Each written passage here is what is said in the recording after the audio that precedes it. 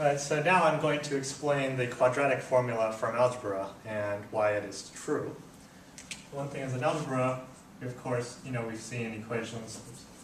So that's of the form ax squared plus bx plus c is equal to 0. And we're told that to solve this equation, we get x is equal to negative b plus or minus the square root of b squared minus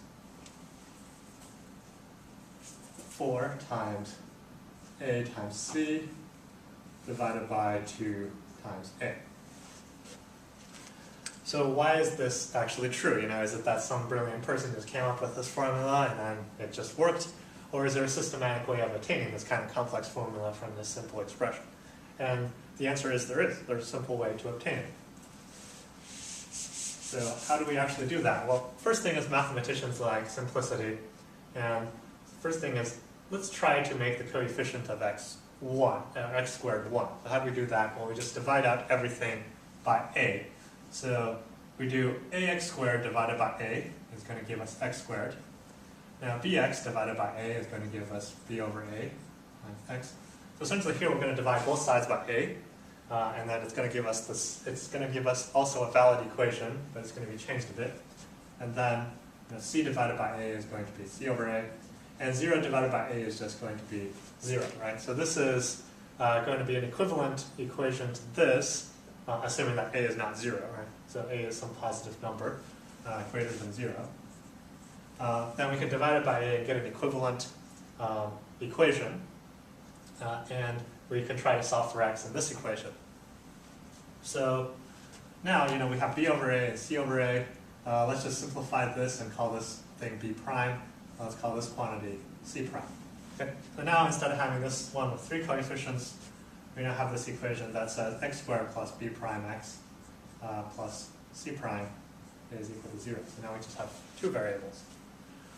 Well, we don't really know how to factor out this expression, but we do know something but we do know how to factor one thing is that, if we got some expression which says like x squared plus 2kx plus k squared, then we know that we would be able to factor this thing out into x plus k quantity squared, right? Because remember, from the distributive law and applying it to the sum of 2 things, we get first thing squared plus 2 times first thing times second thing plus the second thing squared, right? So if we get something into this kind of expression, then it would be good.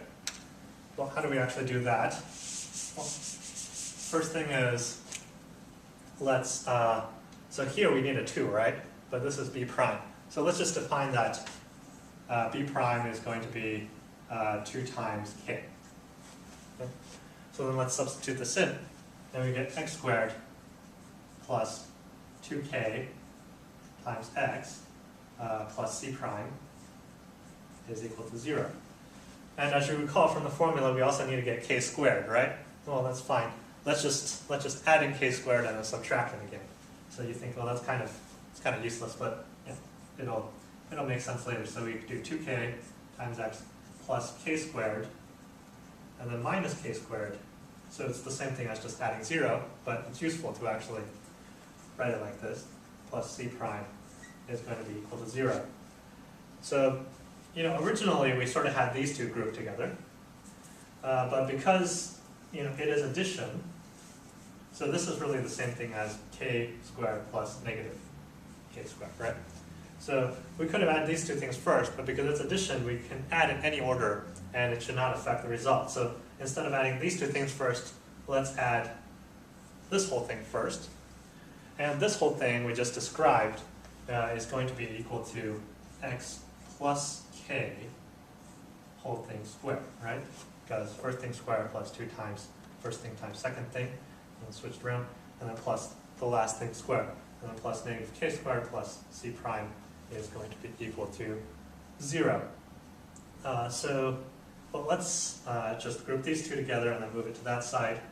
So by moving this to that side, then we get k squared minus c prime, right? So just doing algebra, we add k squared, cancel this one, subtract c prime on both sides, and it gets rid of this one. So now we will get this formula from this formula. So recall, this part is just simplifying this stuff in the parentheses, and this part is just moving this stuff to the other side of the equation algebraically. Okay, so now we end up with this equation. So let me just keep all the definitions here. So recall that b prime is equal to b divided by a, because that's what we define it to be here. C prime is equal to c divided by a, and then we introduce k, which says that b prime is equal to 2 times k. Okay, so these are all the definitions we need to keep in mind. So given that, we can actually erase all these things, all the steps that led up to this last formula.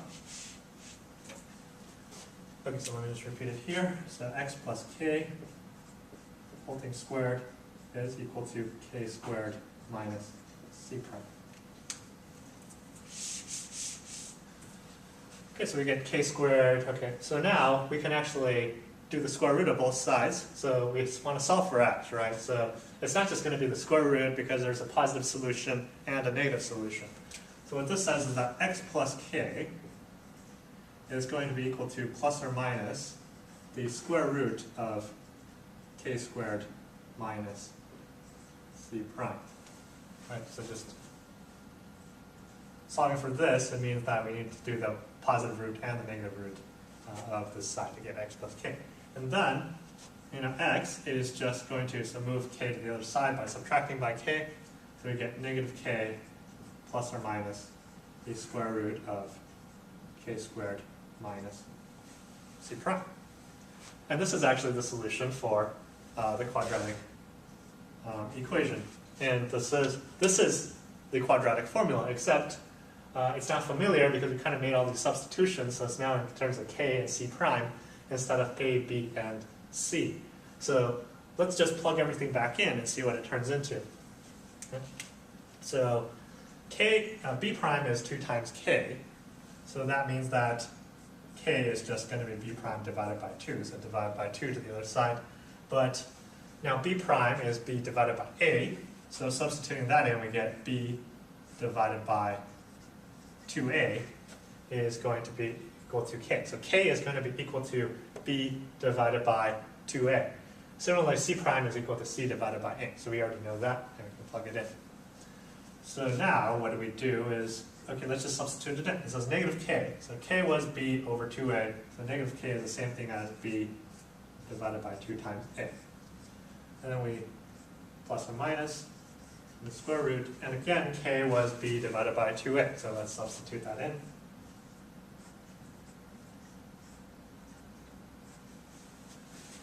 And now c prime is c divided by a. So let's just put that in. And now we get this equation. So we're almost there. Now the next step is, okay, so this b over 2a, so that's just negative b divided by 2a. And now we need to add a minus, and then b squared over 2a. Okay, so that's going to be, so now what we want to do here is we actually want to sort of factor out a 2a squared from this entire square root. So how do we actually do that? Well, okay, so to factor it out, we want to get the square root of b squared divided by, so 2a squared is going to be 4a squared on the bottom, and here c divided by a. So instead of just doing c divided by a, we want to make these two denominators the same. So so what do we need to multiply to the denominator a to get 4a squared? Well, we need to multiply another 4a, right? So we need to multiply 4ac divided by 4a times a, or 4a squared. So this is c divided by a is the same thing as 4ac divided by 4a squared, right? Because 4's cancel, one of the a's cancel, and just becomes c over a. And this part, b squared divided by 4a squared, is just squaring each of the individual things in this thing. Okay, and these two denominators are the same.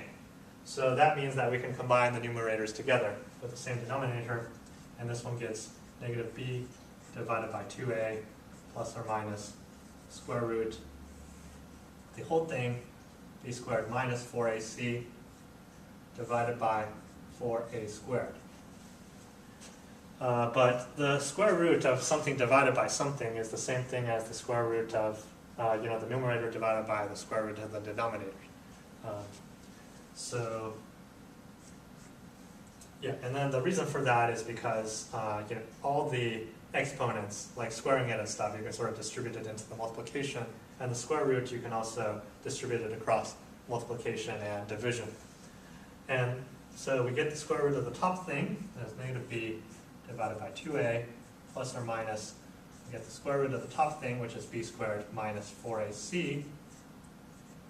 And we also get the square root of the bottom thing, for the square root of 4a squared, which I'll just skip the steps, but if you do the square root, then you will get that it's 2a. Why? Because 2a squared, whole thing squared, is going to give you 4 times a squared, right? So finally, we get these two expressions, and the denominators are the same. They're both 2a.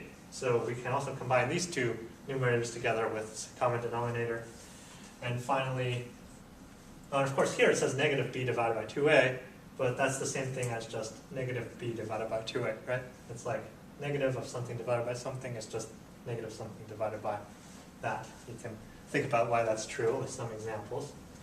And so now, combining the numerators together, I get negative b plus or minus the square root of b squared minus 4ac, and the whole thing divided by the common denominator of 2a. And so, from this, we were able to just do some substitution, get some simpler formula, and then we solve for x, and we get this, and then replug a, b's, and c's back in, and we finally, if we got a c here, okay, that would be the wrong formula. So plug in the a's, b's, and c's back in, and we finally get this formula, which is the quadratic formula that we know and love, and to apply in these types of situations.